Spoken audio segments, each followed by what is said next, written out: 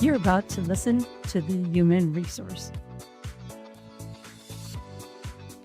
Welcome. I'm so glad you guys joined us today. I've got a really interesting topic for you, and I have to give Danielle full credit for this. Danielle's one of what we consider one of our success stories.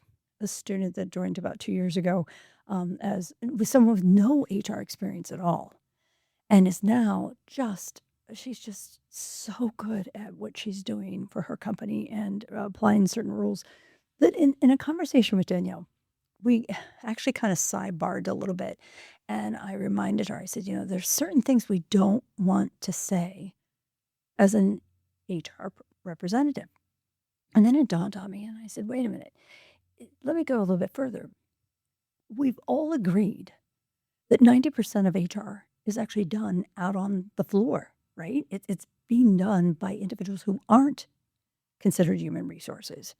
So when I talk about the use of certain words, I'm talking about all of your staff, all of your management, who really need to be cognizant about how they use certain words and how they apply them when managing your team.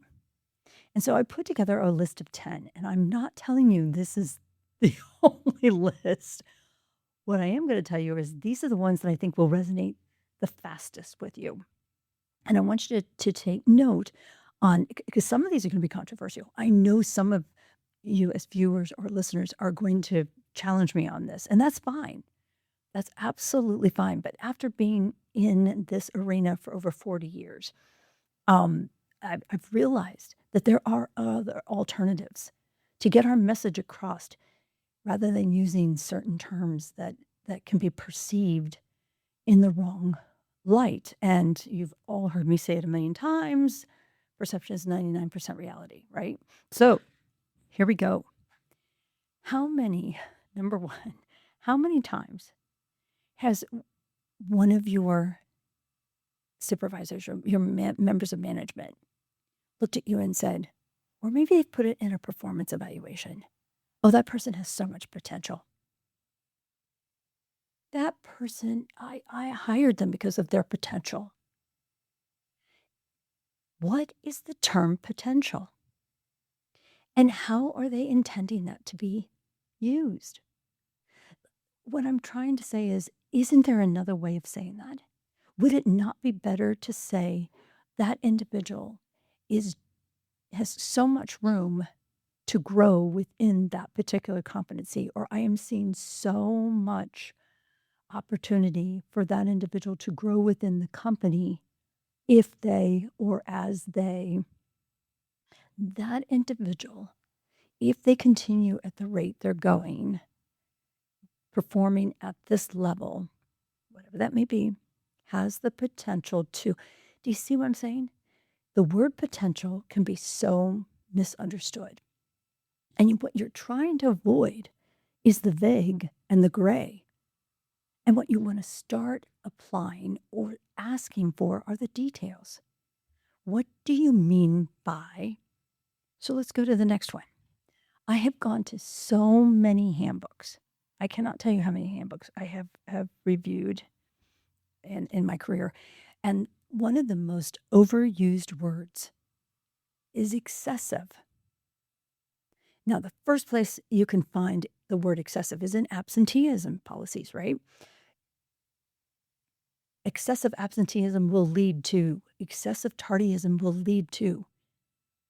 But what does excessive mean? You can use the word, but wouldn't it be easier to explain the word and say 3 or more absences within a month, 3 or more late arrivals more than 5 minutes past your scheduled time will lead to. You see, excessive can be misunderstood by multiple people in your organization. If you have somebody in the warehouse who's looking at his people and saying, oh yeah, that person has excessive absenteeism, he's been gone 4 times in a quarter, and then you've got somebody in the admin office saying, oh, well, I think excessive is 3 times in a month. I don't care if they're 4 times in a quarter because that's not 3 times in a month necessarily. Do you see where you can have problems with that? You have to define excessive. And it's so simple. You don't even have to use the word excessive. You could just completely give the definition. Here's another one that actually Danielle, this is her biggest pet peeve, but she has individuals on her team that use the word rock star. That person is such a rock star. You know what? I saw that person in the interview and knew they were a rock star. Well, what in heaven does that mean? What does rock star mean? What does awesome mean? Again, go back to how we talked about with potential. Be specific. That person shows or has demonstrated to be a rock star by such and such and such. That person could be the rock star of the department if they continue to do this, this, and this. You're putting a definition around the adjective or the word you're describing them as. And that is so essential. Remember, let's talk about worst case scenario. You take someone and document, or you tell them you're a rock star, and then 6 weeks later, you find something else that you want to either write them up on or, God forbid, terminate them on. How do you think that's going to look if they come back and say, but you didn't tell me about that when you wrote that evaluation and told me I was a rock star? You never wrote me up and told me that this was a problem or an issue I needed to work on because you said I was a rock star. You have to be really careful about using these broad terms. Here's another one. I love it when people put in their handbooks the classifications. This is, we have full-time individuals, we have part-time individuals, we have temporary or seasonal positions. But what I don't want to see in there, and I would, again, go back to your handbooks, because if you're using this, you need to change it, the word permanent. And you know what I'm talking about. Someone will say, well, a full-time person is someone is a permanent or is on the schedule permanently, or there is no permanent. You can say regular. A full-time employee is regularly scheduled or is on the schedule for a regular schedule period of time or for a regular routine. You can use the word regular and still get or convey your message that the individual is a part of your core team. They're not seasonal. They're not temporary. They're not interns or co-ops. But the word permanent sends the message that this person has a guarantee of employment. And again, that can be used against you. So don't use the word permanent. How about when we talk about things in the handbook and we say, only a member of management can approve, or only a member of management can permit or review. Management is such a broad term. I highly recommend that you break that down, because what could happen? You might intend for the employee to use a member of management within their division, but your handbook says they can use a member of management that maybe doesn't know anything about what they do. They have the title of a director, they have the title of a manager, so that person is just as authorized to approve PTO or to call in an absence or to approve that an employee taking company property home. Do you see where I'm going with this? If you have specific positions that have certain authority, then you need to put that in there. But a broad term, another very broad term, is senior management. Well, what does senior management mean? Be specific. Define it. Directors and above, VPs are above, owners. So be very careful about using these broad terms when you're defining a class of people or a group of people, especially when you're giving them authority or discretion to exercise in your company. This one is you're probably all gonna laugh on this one because for as long as I've been doing human resources, I have heard this term over and over and over again. That person is toxic. And I will not deny you the fact that there are people that come into an environment and just they're causing drama. They're they're causing upheaval. They interrupt productivity. Some of you are calling them cancer. I get all of that. But the last thing you want to do is document this person is toxic in the department, or this person is a toxic presence. This person is a cancer to our mission. Ladies and gentlemen, you can start with the definition and end up with the word toxic, but you can't lead with the word toxic or cancer or anything else that sounds derogatory without defining why or what you mean. Someone who's gossipy, someone who is disruptive, who's argumentative, who expresses too much emotion can certainly be toxic to your culture, to your environment. But why not lead with this individual's had too many emotional outbursts, which is causing a toxic environment. This individual is gossiping far too much and causing too much drama, which is becoming toxic to the department. Do you see where I'm going with this? You have to use descriptive words. Don't use these broad terms. And yes, if they're toxic, get them out. Find a reason. Find a reason and yeah, work that out. How about this one? And I know this is probably where the controversy is going to come in. Some of you are probably going to come back and say, oh, Pandy. But even in the state of New York, it has been challenged in New York City when employers use the phrase, that individual's not a good fit for termination. And I completely agree with them. What does that mean? They're not a good fit. They're not a good fit for the needs of the business. They're not a good fit for the competencies or skill sets needed for the department. They're not a good fit for the overall collaboration of the team. Be specific. You can't just look at somebody and give them the opportunity to say, well, I'm not a good fit because I'm the only minority in the department. Well, I'm not a good fit because I broke up with their friend. You have to be really, really careful with what you're using these terms for.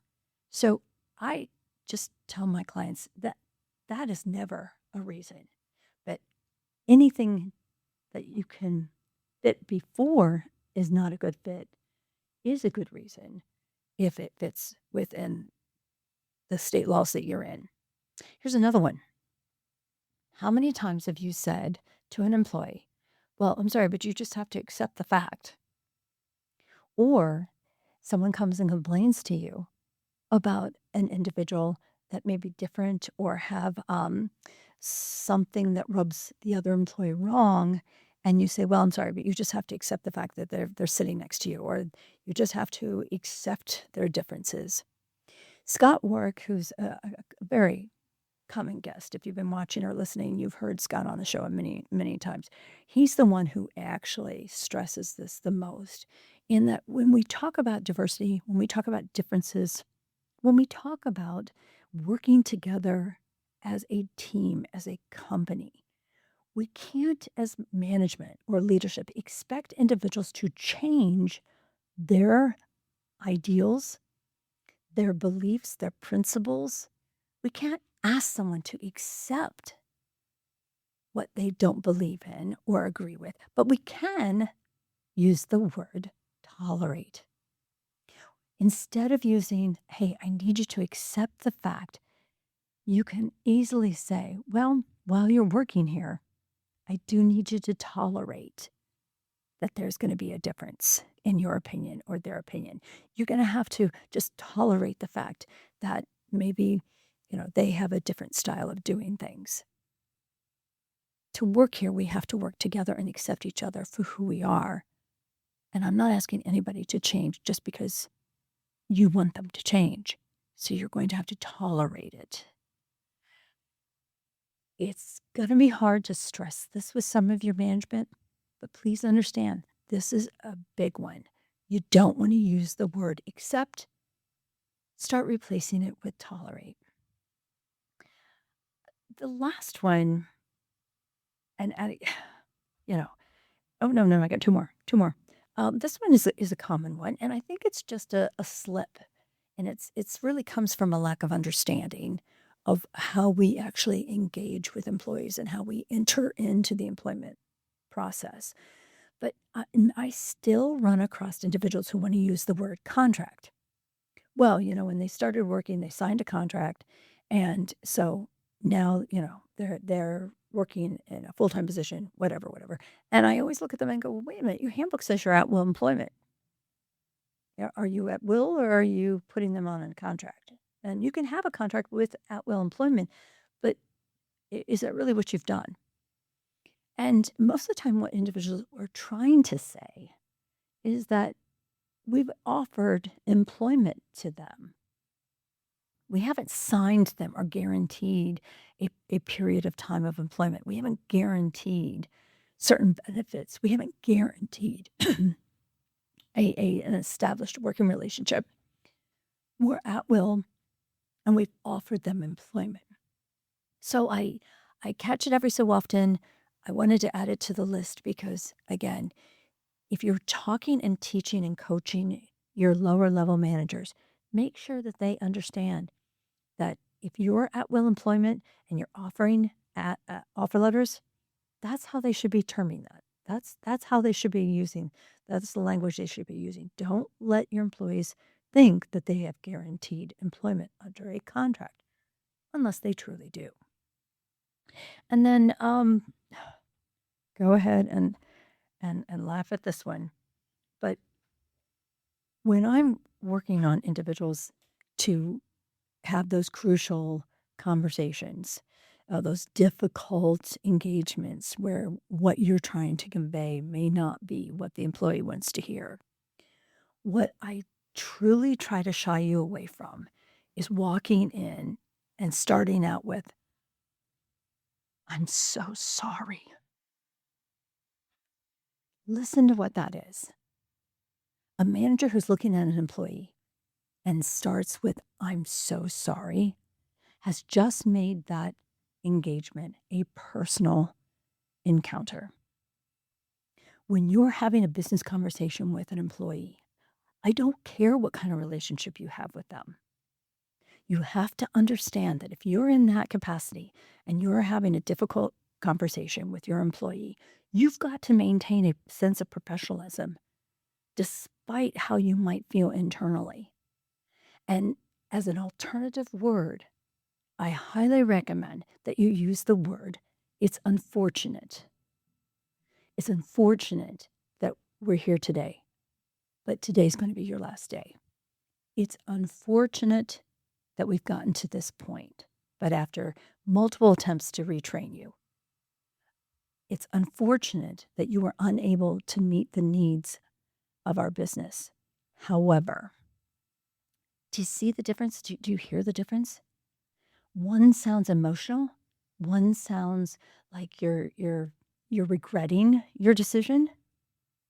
And the other sounds like, look, I know this is difficult. I know this is not what you want to hear, but here's where we are. It does make a difference. It truly does. You have to remember, actions speak louder than words, but words still louder. So be careful about the words that you choose. Choose them wisely and use them when they're appropriately placed. Well, I hope you got something out of that one. Thank you so much for listening, and come back and keep sending in your questions, because that's what we're here for. to take care of your needs. Hope you understand how to do this at the Human Resource Center.